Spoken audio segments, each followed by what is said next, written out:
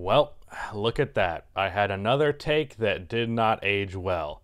And my reaction to that is, as Nathan Drake said to Victor Sullivan in the Madagascar mission after Sully said they could never come back to that country again, add it to the list. If you understood that reference, I appreciate you. Hello everybody, welcome to Also Rusty Bucket. Subscribe to the channel if you have not already, and drop a like on this video. Trying to hit 100k on this channel by the end of the year. So, I am a not actually, but kind of Nuggets fan. The Nuggets have been my second favorite team in the league for pretty much ever since Jokic broke out, like 2017, 2018, around there. Ever since then, the Nuggets have been one of my favorite teams to watch. I love the way they move the ball. I love the flow of their offense, and I love watching Jokic. So as a result, the Nuggets have just been my team to watch when, like, if there's any team that I'm going to choose to watch a game for, it's going to be the Nuggets after the Bulls. And really, I watch the Bulls out of obligation because I'm chained to a terrible relationship. But I actually feel joy when I watch a Nuggets game. And they are now down 0-3. Now, I originally picked the Nuggets to win this series in 6 games, and I realized that was a hot take at the time. Most people were pulling for the Suns or picking the Suns, and I thought that that was a tad, like, everyone was a tad too much like Phoenix is definitely winning this series. I was wrong, clearly, because Phoenix is much better than this Denver Nuggets team.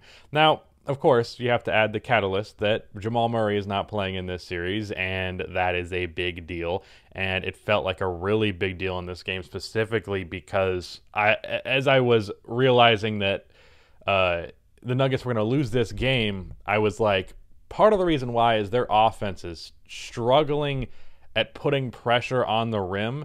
Because sure, Jokic can score in the post, sure, Michael Porter Jr. can do stuff off ball. But, like, we saw multiple instances in this game of Aaron Gordon trying to create offense, mid-range pull-ups, things like that. Like, 2 or 3 different times he got an offensive foul because he was trying to create stuff when that's not his natural game. I think I want to check the box score because I'm not certain of it. But this felt like it was a better Monte Morris game than the first 2 Monte Morris games in this series. Let me check just to make sure that is true. Yeah, Monte Morris, he played even better than I thought. He had 21 points on 8 for 12 shooting. So he was actually pretty much handling the creating off of the dribble stuff. Will Barton had a better game today on both ends of the floor. But Michael Porter Jr. had a terrible game. Now, his box score makes it look nicer than it should because he hit like 3 threes in garbage time. But he played pitifully for most of this game. The thing is, shots weren't dropping, and he wasn't even really getting the shots. And the thing about that is, with Michael Porter Jr., is if he's not scoring, he's not doing much for you. He might rebound relatively well. He might make a defensive play here or there, but for the most part, he's a defensive liability, at least in the playoffs. There's flashes of him being a good defender, and I'd say in the regular season, he's a pretty average defender. But in this playoffs as a whole, and especially in this series, he's had multiple defensive lapses that have cost the Nuggets big time. Aaron Gordon, as I said, was terrible in this game. 2 for 10 from the field, missed all of the jump shots that he attempted. I'm pretty sure both of the shots that he made were assisted by Jokic as well. Actually, I'm certain of it. There was a layup for him that, like, down the lane that Jokic passed it to him, and there was a reverse dunk that Aaron got because someone double teamed him on the baseline and he threw it to him on the basket.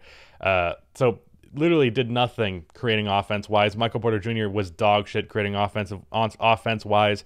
Campazzo hit his open threes, but that's all he really brought to the table. 0 fucking assists in this game, so not really going downhill and creating offense in that way. Really, Monte Morris, Will Barton, and Jokic are the only guys who showed up. And even Jokic did not have an easy time because I think the Suns in this series thus far, and this also happened in this game, really realized that even though there are some play finishers here, I'm going to rather just have Campazzo or Austin Rivers or Aaron Gordon shoot a 3, or Aaron Gordon's case, shoot a mid-range pull-up than allow Jokic to just score easily on the post. Now, another factor there is that DeAndre Ayton has played masterful defense in this series. And it speaks to how good Jokic is that masterful defense results in 32 points on not terrible efficiency. However, it was bad. He also missed a lot of free throws in this game. He missed 4 out of 9 of them, which is not good. Jokic, he finished with 30, 20, and 10. And you're going to walk away with that box score and see, like, yeah, that was a good performance. And it was a good performance. But it was just not what you want. And I don't fault Jokic for that. It really became an instance. And the reason why he shot the ball 29 fucking times is there are multiple instances where nobody else is creating any kind of offense. And even with Jokic's playmaking, he can't really create offense with that playmaking because the players are just not really working out. Every time he does it, it's not really working out. And that's resulting in Jokic doing things like attacking off of the dribble when that's not really one of his strong suits because of how slow he is. And it gets him pushed, kind of, and then he yells at a ref and gets a technical foul. Now let's talk about the Suns side of things. Chris fucking Paul. Damn. Like, holy shit, Chris Paul this game. Now, once again, this is an instance of you gotta watch a fucking basketball game to know what you're talking about, because you're gonna look at this and see 24 points, 8 assists, 6 rebounds, 27. 9 for 16 from the field, 2 for 3 from 3, 7 for 7 from the line, 2 turnovers. That's a good game. That's a pretty good game for what Chris Paul usually brings. Definitely more like a 17, 16-point guy.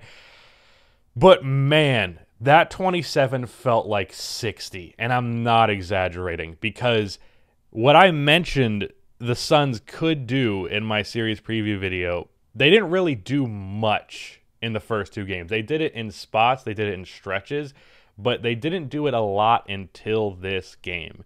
The Suns specifically targeted Nikola Jokic in the pick and roll. They specifically wanted to get Jokic in a situation where he steps up on a Chris Paul mid-range shot or he gives up the roll man. And half of the time, Monte Morris or Will Barton, whoever it was defending Chris at the time, ended up being laid off of the screen because DeAndre Ayton sets really good screens. And Chris's mid-range shot went in every fucking time in the third quarter, every fucking time in the fourth quarter. And then after 10, I swear to God, it felt like 20. After probably 7 mid-range pull-ups, it felt like 25. I felt like 100, like honestly. After a certain amount of them, Jokic finally steps up because he's like, okay, at this point I'm just going to give up the roll man. And when he does that, it wasn't even a pick and roll this time. Just the defense was late off of a fast break. Chris goes for the pull-up, Jokic jumps, and then he passes it to Jay Crowder, gets an easy fucking layup. They didn't really attack Jokic much in the first 2 games. They went for his throat in this game. And with how well they did that, I don't think the Nuggets win game 4. I mean, being down 3-0 means you lose unless something that's never happened before happens. So the Nuggets are done, basically. But I don't even think they can win another game in this series because they realized, like, holy shit, that's such an exploitable thing. And I think they always had that in their back pocket. The first 2 games, the Suns really had control the whole way through. And even this game, they had control for the most part. But this game was a little bit closer, and the Nuggets showed a little bit more fight. Obviously, we saw more from Monte Morris. Michael has been bad the whole series, so that's nothing new. But Monte was also bad the first 2 games, and this time around he was good. Will Barton was good, so there was a little bit more pressure from the Nuggets in this game. And for that reason, the Suns decided to actually go for the throat when they didn't previously really have to.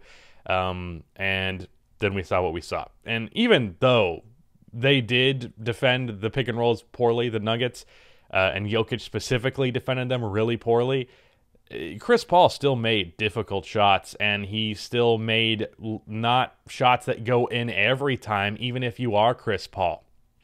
Like an open mid-range pull-up should still only go in for Chris Paul 60% of the time, but I don't think he missed one in this game. You can show me footage of him missing one, and I don't think it actually existed. Like, I didn't see him miss one in this entire fucking game. So that was ridiculous on his part. The game originally started with Devin Booker really killing it, and then he was more in the background as the game progressed, but still finished with, inefficient 28 points. DeAndre Ayton was mostly a defensive guy in this game. Jay Crowder hit some big threes early in this game. Mikal Bridges, I specifically sought out to watch the little things he did in this game. I don't know that I did like think before the game I was going to do that, but I noticed like one or two of those things, and then as the game progressed, I just started looking for them. And man, I think RJ or Richard Jefferson on the broadcast said something about their coach Monty Williams saying that Bridges does little things that he doesn't get enough credit for, and yeah, that's definitely true. There were multiple things like that. There was one fast break in particular that stands out where the Nuggets had some fantastic ball movement. Campazzo had it open for three, but he passes it to Jokic. Jokic makes the pass to Porter. The only guy under the basket is Mikal Bridges, and he swipes that pass out of bounds and saves basically a 3-on-1 fast break. And it's plays like that he just makes all the fucking time. And it's a huge difference maker. Absolutely, he should be an all-defensive forward. I'm going to make a video on my main channel. I'm going on a trip to Chicago in 12 hours. So this is great that I'm doing this video and about to write a script about them. So I'm going to just not get any sleep and then get a bunch of jet lag and it'll be hell. But I'm going to write a script about the Nuggets because the series is done unless they do something that's never been done before, which based on what we saw from them in these first three games and based on what we saw from Phoenix, it's not going to happen. This team is absurd. And I think they're... I'm not going to make a prediction yet, but I honestly think they can beat anybody but the Nets. Fuck. Is that too far? Am I being reactionary right now? Like, they've won by double digits in their last 5 playoff games, and they have looked so good. And my original argument for the Nuggets side of things in this one was that the superstar play of Jokic, but the team play got so poor in these 3 games that the Phoenix Suns, when they were a well-oiled machine, more than made up for the difference of the fact that Chris Paul and Devin Booker are not as good as Jokic. It didn't fucking matter because they have both of them. Meanwhile, Jokic has Michael Porter Jr. shooting 30% from the field and playing bad defense, and himself playing bad defense, which he deserves criticism for, but at the same time, are we surprised? Like, we knew Jokic had these flaws. That's nothing new. So yeah, that's it. I believe Jokic just got his MVP award as well, so that's a nice timing right there. Love when that happens. Very Dirk 2007-esque. Anyways, yeah, that's the video. I'm depressed now because the Suns are my team when it's not the Bulls, so don't love them being down 3-0. Also, my friend Asher, who's a Nuggets fan, was at Game 3, so that's rough, buddy. But yeah, that's the end of this video. Goodbye.